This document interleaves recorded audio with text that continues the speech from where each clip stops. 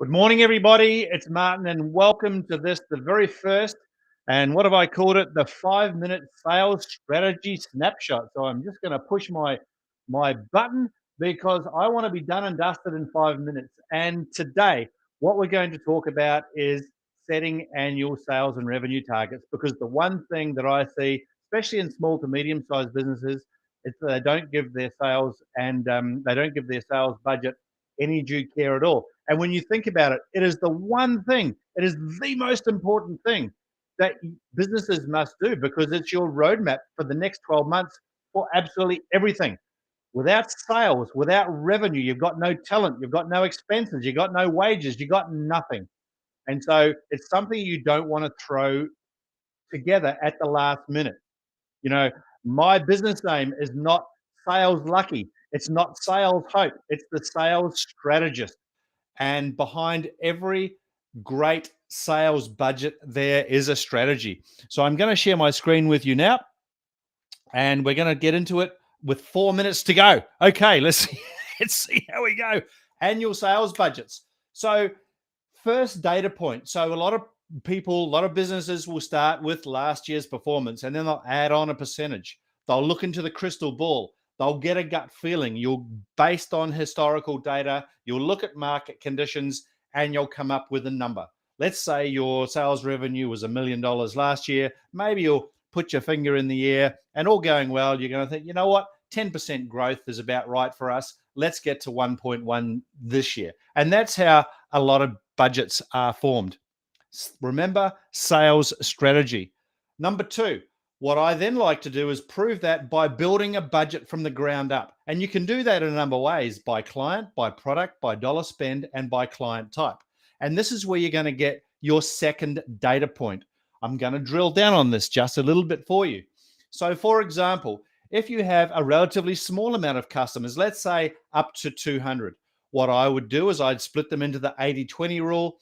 I'd go over each individual customer, review what their spend was last year, have a look at what their historical increases have been over the journey, and then I actually pick up the phone and I chat with the client. Hey, Mr. Customer, based on what you did last year, this is what it was.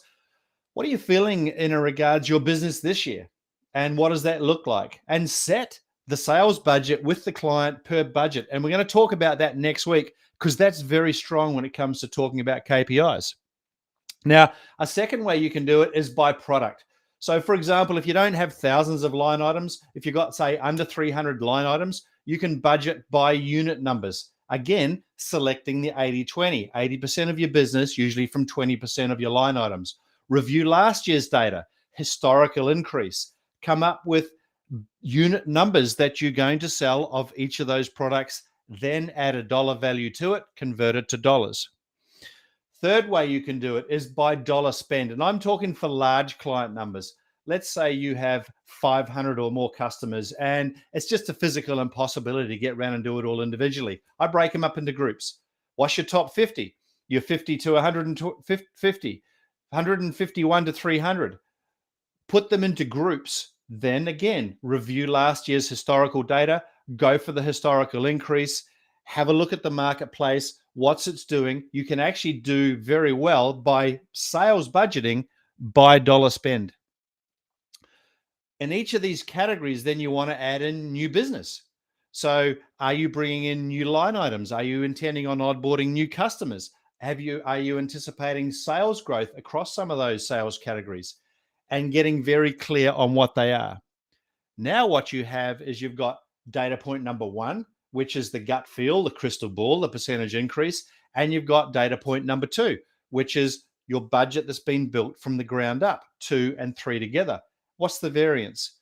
You know, in my experience, I've always found that data point number two, when you're actually constructing a budget from the ground up, that is the most accurate way to plan your sales and revenue targets. The real great thing about this is when we talk about next week, what that enables you to do is then it enables you to set very finely attuned action-based KPIs for your sales team.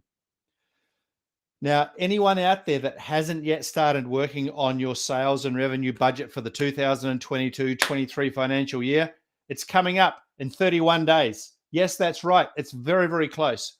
So get on it, construct it from the ground up. And if anyone, this has been a very short brief. We've got 2 seconds left.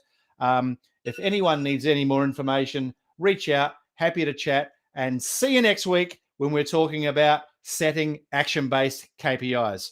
From my sales heart to yours, remember, a sales fit business is a healthy business. Ciao for now.